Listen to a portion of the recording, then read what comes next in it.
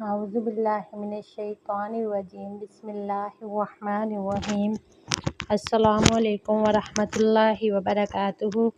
آج جو میں موضوع لے کے آئی ہوں وہ ہے تاریخ فرشتہ معز الدولہ بہرام شاہ بن مسعود۔ بہرام شاہ بڑے روب و داب اور شان و شوکت کا بادشاہ تھا۔ وہ عالموں، فاضلوں اور فقیروں کی صحبت میں بیٹھنا پسند کرتا تھا تاکہ ان سے اچھی عادتیں سیکھ سکے۔ وہ ہر پڑھے لکھے اور ماہر فن شخص کی قدر کرتا تھا۔ بہرام شاہ کی علمی دوستی اور انسان شناسی کی سب سے بڑی دلیل یہ ہے کہ اس کے عہدے کے بڑے بڑے مصنفوں نے اپنی تصانیف اور اسی کے نام پر معنون کی ہے۔ حضرت شیخ نظامی کی شرح آفاق مثنوی اسی بادشاہ کے نام پر منسوب ہے۔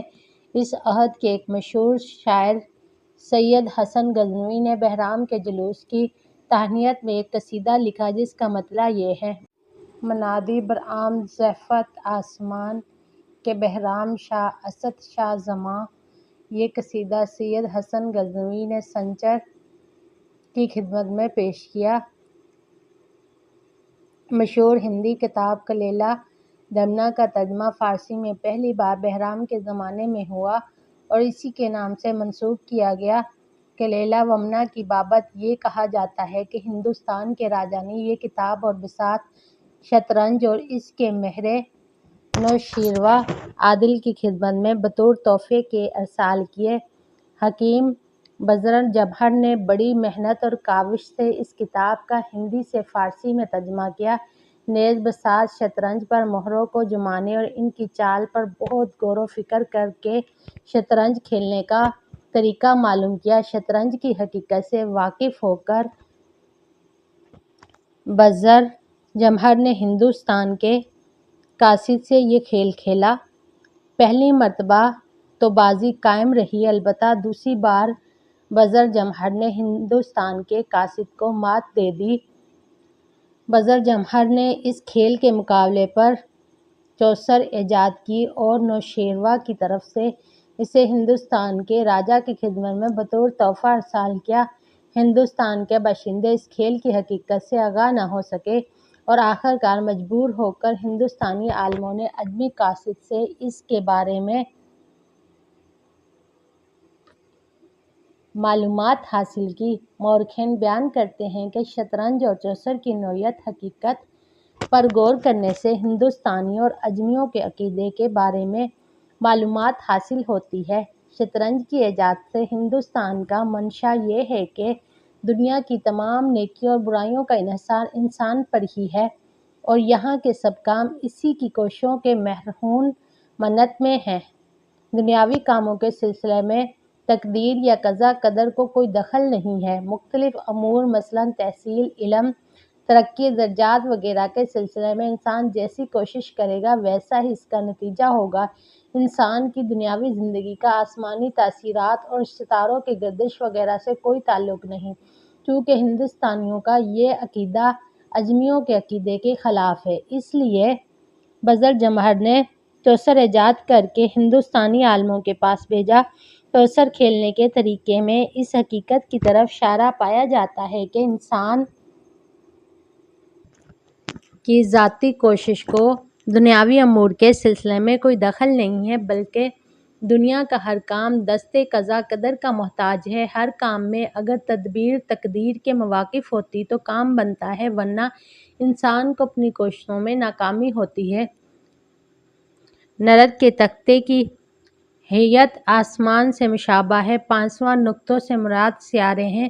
آسمان اور سیاروں کی طرف یہ اشارہ اس مفہوم کا حامل ہے کہ قلم قدرت نے انسان کی پیشانی پر جس طرح کا نقش کھینچا ہے اس کے مطابق انسان کو دنیا میں اپنی کوشش کے پھانسے پھینکنے پڑتے ہیں۔ بزرگ جمہر کی ترجمہ کردہ کتاب یعنی کلیلہ دمنہ ایک عرصے تک صرف اجمیوں ہی میں مقبول رہی، لیکن رفتہ رفتہ اس کی مقبولیت بڑھتی گئی۔ خلیفہ ہارون رشید کے زمانے میں ابن المکنہ نے فارسی سے عربی میں اس کا ترجمہ کیا۔ اس کے بعد بہرام شاہ کے عہد میں اس عربی ترجمے کو پھر علمی فارسی کا لباس پہنایا گیا۔ سلطان حسین مرزا کے زمانے میں ملا حسین واعظ نے بہرامی دور کے نسخے کی مشکل اور دقیق عبارتوں کو سلیس اور شگفتہ فارسی میں لکھا اور جاں بجا درج کیے ہوئے اشعار کو ہدف کر کے موجودہ نسخے کو مرتب کیا، جو آج کل انوار سہیلی کے نام سے مشہور ہے۔ محمد باہلیم سے مارکہ آرائی۔ بہرام شاہ نے اپنے عہدِ حکومت میں کئی بار ہندوستان پر حملہ کیا اور ہر بار ہندوستان کے باغیوں اور سرکشوں کو شکست فاش دے کر ان کو ان کے اعمال کے مطابق سزا دی۔ بہرام نے پہلی بار سن 512 ہجری میں ہندوستان پر لشکر کشی کی اور اس نے محمد باہلیم کو 27 رمضان کے دن حراست میں لے لیا۔ محمد باہلیم سلطان ارسلان شاہ کا مقرر کردہ ہندی لشکر کا سپہ سالار تھا اور ارسلان کے انتقال کے بعد غزنوی حکومت کی اطاعت سے منحرف ہو کر مخالفت پر آمادہ ہو گیا تھا۔ کچھ دنوں بعد بہرام نے محمد باہلیم کا قصور معاف کر دیا اور اسے دوبارہ ہندی لشکر کا سپہ سالار بنا دیا اور خود واپس غزنی چلا آیا۔ باہلیم نے بہرام شاہ کی اس شفقت اور مہربانی کا ذرا خیال نہ کیا۔ اس کے واپس ہوتے ہی ناگوار یہ مقام ریاست جودھ پور میں واقع ہے کا قلعہ تعمیر کر کے اپنی بیوی بچوں کو اس قلعے میں بحفاظت چھوڑ کر خود عربی، اجمی، افغانی اور خلجی سپاہیوں کا ایک زبردست لشکر تیار کر کے ہندوستان کے سرکشوں کو زیر کرنے میں باہلیم کو پوری کامیابی ہوئی۔ اس کا یہ اثر ہوا کہ باہلیم کا غرور حد سے زیادہ بڑھ گیا۔ اس غرور کے نشے میں سرشار ہو کر اس نے کھلے بندوں، ملک گیری اور مستقل حکمرانی کی تیاریاں شروع کر دیں۔ بہرام شاہ نے جب اس نمک حرام کا حال سنا تو فوراً غزنی سے ہندوستان آیا۔ باہلیم نے بھی جنگ کرنے کا ارادہ کر لیا۔ اپنے 10 بیٹوں کو جو ملک کے مختلف حصوں کے امیر تھے ساتھ لے کر اپنے محسن آقا بہرام شاہ کے مقابلے کے لیے آگے بڑھا۔ ملتان کے قریب دونوں لشکروں میں آمنا سامنا ہوا اور لڑائی شروع ہو گئی۔ طرفین میں زبردست معرکہ کارزار گرم ہوا اور یہ ایسی گھمسان کی جنگ تھی کہ تاریخ میں اس کی مثال ملنا مشکل ہے۔ باہلیم کے لشکری افسر پوری جواہ مروی، جواد ہمتی سے لڑ رہے تھے مگر چونکہ ان کا باہلیم کے لشکری میدان جنگ سے راہ فرار اختیار کرنے پر مجبور ہو گئے۔ باہلیم نے جب اپنے لشکریوں کی یہ حالت دیکھی تو اپنے 2 بیٹوں اور چند مصاحبوں کے ساتھ میدان جنگ سے بھاگ نکلا۔ اسی بھاگنے کے دوران میں اتفاقاً ایک گہرے دلدل میں جا گرا اور ماں اپنے گھوڑے سے اس انداز سے ہلاک ہوا کہ اس کا نام و نشان بھی باقی نہ رہا۔ بہرام شاہ نے باہلیم کی سرکشی سے فراغت حاصل کرنے کے بعد حسین بن ابراہیم علوی کو لشکر ہند کا سپہ سالار مقرر کیا۔ خود واپس غزنی آیا۔ بہرام شاہ نے اپنے آخری زمانے میں اپنے داماد قطب الدین سوری کو قتل کروا دیا تھا۔ مقتول کا حقیقی بھائی سیف الدین سوری اپنے بھائی کا بدلہ لینے کے لیے غزنی پر حملہ آور ہوا۔ بہرام شاہ سیف الدین سوری کا مقابلہ نہ کر سکا، غزنی سے فرار ہو کر کرمان چلا گیا۔ یہ ایرانی مقام کرمان نامی نہیں جس کا تاریخوں میں اکثر ذکر آتا ہے، بلکہ یہ ہندوستان اور غزنی کے درمیان ایک پہاڑی علاقہ ہے۔ اس کو افغانوں نے حملہ آوروں کی دستوں سے باہر اپنا مسکن بنا رکھا تھا۔ سیف الدین نے موقع دیکھ کر غزنی پر قبضہ کر لیا۔ اسے اہل غزنی پر اس قدر بھروسہ ہو گیا تھا کہ وہ غزنی ہی میں مقیم ہو گیا، لیکن اپنے بھائی علاؤ الدین کو تمام گوری امیروں لشکر کے سرداروں کے ہمراہ اپنے ملک واپس بھیج دیا۔ سیف الدین نے غزنی میں اپنے قیام کے دوران میں اہل غزنی کے ساتھ بڑا اچھا سلوک کیا۔ کیونکہ گوری بالکل بے دست و پا تھے، اس لیے انہوں نے غزنویوں پر کسی قسم کا ظلم کرنا کبھی مناسب نہ سمجھا۔ اہل غزنی اس مروت اور حسن سلوک کی اصل وجہ سے واقف تھے، اس لیے وہ بظاہر تو سیف الدین کی اطاعت کا دم بھرتے رہے لیکن بباطن بہرام شاہ کے فرما بردار تھے، اس سے خفیہ طور پر خط و کتابت رکھتے تھے۔ اہل غزنی نے اپنی سیاسی چال کو اس قدر تول دیا تھا کہ سردیوں کا موسم آ گیا، گورستان کے تمام راستے برف سے بھر گئے۔ بہرام شاہ اسی موقع کے انتظار میں تھا۔ اس نے فوراً افغانی، خلجی اور دوسرے صحرائی فرقوں کا ایک زبردست لشکر تیار کیا اور غزنی پر حملہ کر دیا۔ سیف الدین پر چونکہ اہل غزنی کے اعتماد کی ڈاک بیٹھی تھی، اس لیے اس نے بہرام شاہ کے حملے کی خبر سن کر اہل غزنی سے مشورہ کیا۔ غزنویوں نے اپنے مطلب کی رائے دی اور اس سے بجائے یہ کہنے کے کہ وہ اپنے ملک واپس چلا جائے، اسے بہرام شاہ سے مقابلہ کرنے پر اکسایا۔ سیف الدین ان کے فریب میں آ گیا۔ غزنویوں کا ایک لشکر اپنے ہمراہ لے کر شہر سے باہر نکلا۔ بہرام شاہ کے مقابلے پر آ کھڑا ہوا۔ ابھی لڑائی شروع بھی نہیں ہوئی تھی کہ غزنویوں نے سیف الدین کو گرفتار کر کے بہرام شاہ کے سامنے پیش کر دیا۔ بہرام شاہ نے حکم دیا کہ سیف الدین کا منہ کالا کر کے اسے ایک گائے پر بٹھا کر سارے شہر میں گھمایا جائے اور اس کی ذلت رسوائی میں کوئی وقیقہ نہ چھوڑا جائے۔ حسب الحکم سیف الدین کو ایک کمزور گائے پر سوار کیا گیا۔ سارے شہر میں اس کی تشہیر کی گئی۔ شہر کے لڑکے بلکہ معمر لوگ بھی اس کے پیچھے تالیاں بجاتے اور فقرے کستے ہوئے گھومتے رہے۔ اس کے بعد بہرام نے سیف الدین کو قتل کر دیا۔ اس کا سر تن سے جدا کر کے سلطان سنجر کی خدمت میں بھیج دیا۔ سیف الدین کے وزیر مجد الدین کا بھی یہی حشر ہوا۔ جب سیف الدین کے بھائی علاء الدین نے اپنے بھائی کا یہ حشر سنا تو اس کی حالت سخت متغیر ہوئی۔ اس عالم پریشانی میں اس نے ایک زبردست اور جنگجو لشکر تیار کر کے غزنی پر حملہ کر دیا۔ بہرام شاہ اور علاء الدین کے درمیان جنگ ہوئی یا نہیں، اس بارے میں دو روایتیں مشہور ہیں۔ صحیح روایت تو یہ ہے کہ جنگ کی نوبت ہی نہیں آئی، کیونکہ علاء الدین کے غزنی پہنچنے سے پہلے ہی بہرام شاہ دائی اس کو لبیک کہہ چکا تھا اور اس کا بیٹا خسرو شاہ تخت نشین ہو چکا تھا۔ لیکن عام طور پر مورخین یہی بیان کرتے ہیں کہ بہرام شاہ اور علاء الدین کے درمیان باقاعدہ جنگ ہوئی اور بہرام شاہ شکست کھا کر ہندوستان کی طرف فرار ہو گیا۔ اس سارے قصے کی تفصیل یہ بیان کی جاتی ہے کہ بہرام شاہ نے علاء الدین کی آمد کی خبر سنی تو اپنے ایک قاصد کے ذریعے سے پیغام بھجوایا کہ تیری خیریت اسی میں ہے، تو واپس گورستان لوٹ جا اور اپنے ارادے سے باز آ جا۔ تجھے معلوم ہونا چاہیے کہ غزنوی حکومت کا مقابلہ کرنا بہت مشکل ہے۔ ساری دنیا کو معلوم ہے کہ غزنی کے بادشاہوں کے پاس لاکھوں جنگجو جوان اور ہزاروں کوہ پیکر ہاتھی دشمنوں اور باغیوں کی پامالی بربادی کے لیے ہر وقت تیار رہتے ہیں۔ تجھے چاہیے کہ تو اپنے انجام پر غور کرے اور میرے مقابلے کے لیے نہ آئے۔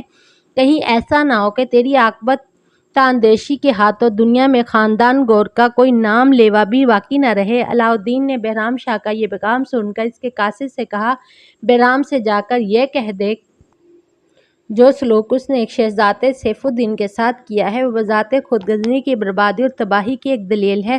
دنیا میں یہ ہمیشہ ہوتا آیا ہے کہ ایک بادشاہ دوسرے بادشاہ کو مغلوب کرتا ہے، اپنے دشمن کو گرفتار کرتا ہے، اسے قتل بھی کرتا ہے۔ لیکن بہرام نے اپنے ایک تاجدار حریف سیف الدین کے ساتھ جو ناشائستہ حرکت کی ہے وہ ایسی ہے کہ شاید کسی باغیرت بادشاہ نے اپنے مغلوب کے ساتھ نہ کی ہوگی۔ مجھے اس بات کا پورا یقین ہے کہ بہرام کو اس کی بدکرداری کا بدلہ زمانہ ضرور دے گا اور اسے میرے ہاتھوں سے سزا ملے گی۔ اپنے دو فطرت بادشاہ بہرام سے کہہ دے کہ وہ اپنے کوہ پیکر ہاتھیوں پر ناز نہ کرے۔ اگر وہ ہاتھیوں کا مالک ہے تو میں خرمیلوں کا مالک ہوں۔ گوریوں کے لشکر میں دو انتہائی قوی اور طاقتور سپاہی تھے جن کو خرمیل کہا جاتا تھا۔ یہ سپاہی انتہائی نڈر اور بے خوف تھے، کسی بھی چیز سے نہ ڈرتے تھے اور طاقت قوت سے ہاتھیوں کو بھی مغلوب کر لیتے تھے۔ ان میں سے بڑے کو خرمیل بزرگ کہا جاتا تھا اور چھوٹے کو خرمیل کوچک کہتے تھے۔ بہرام کا قاصد جب علاء الدین کا یہ جواب لے کر واپس بہرام کے پاس پہنچا تو یہ دندان شکن جواب سننے کے بعد بہرام پر بظاہر تو کوئی اثر نہ ہوا، لیکن دل ہی دل میں وہ بڑا پریشان ہوا۔ اس گفتگو کے بعد مارکہ رائی کی نوبت آئی۔ دونوں لشکریوں نے ایک دوسرے پر حملہ کر دیا۔ سپاہیوں کی تلواروں اور تیروں نے میدان جنگ کو سر پر اٹھا لیا۔ دونوں خرمیل بھی میدان جنگ میں آئے۔ لڑائی میں حصہ لینے کے لیے خرمیل بزرگ نے ایک بہت مشہور ہاتھی پر حملہ کیا اور اپنے خنجر سے اس کا پیٹ پھاڑ ڈالا، مگر اسے خود بچنے کا موقع نہ ملا اور وہ زخمی ہاتھی کے نیچے دب کر ہلاک ہو گیا۔ خرمیل کوچک نے ایک دوسرے ہاتھی کو پھاڑا اور ہلاک کیا اور خود بڑی وقتوں سے اس کے نیچے صحیح سلامت بچ کر نکل آیا۔ جب گوریوں نے یہ جان لیا کہ غزنوی ہاتھیوں کی حیثیت ان کے لیے گائے بھینسوں سے زیادہ نہیں ہے تو ان کے حوصلے اور بڑھے اور علاء الدین نے اپنی فوج کو ساتھ لے کر بہرام شاہ پر ایک ساتھ حملہ کر دیا۔ غزنوی اس حملے کی تاب نہ لا سکے اور میدان جنگ سے ان کے قدم اکھڑ گئے۔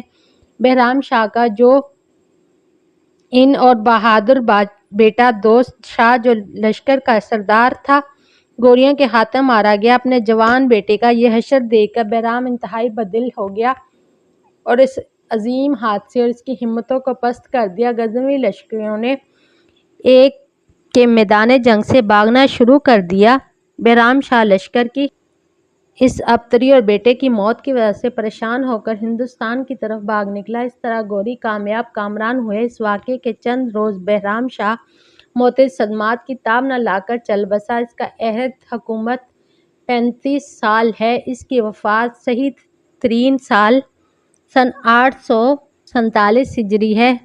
مشہور شاعر حکم صناعی کا ذکر حکیم صناعی بہرام کے دور کے بڑے مشہور شاعر تھے۔ وہ کسی زمانے میں امیروں، وزیروں وغیرہ کی مدح کر کے روزگار مہیا کرتے تھے۔ ان کے دنیا سے کنارہ کش ہو کر صرف ذات خداوندی پر توکل کرنے کا قصہ نفحات الانس میں اس طرح بیان کیا گیا کہ ایک بار حاکموں کے زمانے میں سلطان محمود غزنوی اپنے فتوحات کے سلسلے میں غزنی سے باہر کسی مقام پر خیمہ زن تھے۔ حکیم صناعی نے سلطان محمود کی مدح میں ایک قصیدہ لکھا۔ اسے بادشاہ کی خدمت میں پیش کرنے کے لیے اپنے وطن سے شاہی لشکر کی طرف روانہ ہوئے۔ دوران سفر میں ایک شراب خانے کے دروازے پر پہنچے تو انہوں نے دیکھا کہ ایک مجذوب سا شرابی نوشی میں مشغول ہے اور اپنے ساقی سے کہہ رہے ہیں کہ سے محبوب مجھے سلطان محمود کی نابینائی اور عاقبت نااندیشی کا جام پلا۔ ساقی نے یہ سن کر مجذوب شرابی سے کہا، محمود ایک سچا مسلمان بادشاہ ہے اور خدا کے حکم کے مطابق غیر مسلموں سے جہاد کر رہا ہے، تم اس کے لیے اس قسم کے الفاظ کیوں استعمال کر رہے ہو؟ اس بدمست شراب نے جواب دیا، محمود کی عاقبت نااندیشی کی اس طرح بڑھ کر اور کیا دلیل ہو سکتی ہے؟ جس قدر ملک اس کے پاس ہے اس کا انتظام تو کر نہیں سکتا، لیکن مزید ممالک کو فتح کرنے کے لالچ میں جان کھپا رہا ہے۔ یہ کہہ کر اس نے ساقی کے ہاتھ سے شراب کا جام لے لیا اور پی گیا۔ اس کے بعد اس نے دوبارہ ساقی سے کہا، حکیم صناعی کی نابینائی کا ایک جام مجھے پلا۔ ساقی نے اس بار بھی یہی کہا۔ نائی ایک فاضل اور لطیف مزاج شاعر ہے، اس کے بارے میں ایسے الفاظ ادا نہ کرنا مناسب نہیں ہے۔ مجذوب نے جواب دیا، اے نادان اصناعی کو لطافت طبع اور غلط کی بصارت سے کیا تعلق؟ اگر اس میں ذرا سی بھی عقل ہوتی تو ویسے کام کرتا کہ جس سے دین و دنیا دونوں میں اس کا بھلا ہوتا۔ اس کا تو یہ عالم تھا کہ اپنے واہبات خیالات کو نظم کا جامہ پہنا کر امیروں اور بادشاہوں کی چوکھٹوں پر سجدہ ریزی کرتا پھرتا ہے۔ اسے اب تک یہ معلوم نہیں ہوا کہ خدا نے اسے کام کس کے لیے پیدا کیا ہے۔ جوں ہی حکیم صناعی نے مجذوب کے یہ الفاظ سنے تو اس کی آنکھیں کھل گئیں۔ اس وقت وہ دنیا کو ترک کر کے ایک گوشے میں بیٹھ کر خدا کی عبادت کرنے لگے۔ مورخ فرشتہ یہ عرض کرتا ہے کہ اسے اس واقعے کی سچائی میں کوئی شک نہیں ہے، لیکن حکیم صناعی کا سلطان محمود کے عہد میں دنیا سے کنارہ کش ہونا کس طرح بھی سمجھ میں نہیں آتا۔ اس لیے ان امور سے سبھی کو اتفاق ہے کہ سلطان محمود کی وفات سن 421 ہجری میں ہوئی اور حکیم صناعی بہرامی دور کے شعراء میں سے ہیں، بلکہ یہاں تک معلوم ہے کہ حکیم صناعی نے اپنی مشہور مثنوی حدیثہ کو سن 525 ہجری میں کھول کر اسے بہرام کے نام سے منسوب کیا۔ ان دونوں سنون پر اگر غور کیا جائے تو حکیم صناعی کا سلطان محمود کے زمانے میں ترک دنیا کرنا ناممکن معلوم ہوتا ہے۔ میرا خیال ہے کہ یہ واقعہ سلطان مسعود کے عہد کا ہے۔ کتابت کی غلطی سے مسعود کی جگہ محمود کا نام درج ہو گیا ہے، واللہ اعلم بالاسباب۔ حکیم صناعی کے سال وفات میں اختلاف پایا جاتا ہے۔ تاریخ گزیدہ کے مؤلف کے نزدیک صناعی نے بہرام کے عہد حکومت کے آخری دور میں وفات پائی۔ بعضوں کے نزدیک اس کا سال وفات سن 525 ہجری ہے، جو کہ حذیفہ کی تکمیل کا سال بھی ہے۔ ویڈیو اچھی لگی ہو تو لائک اور سبسکرائب کریں۔ شکریہ۔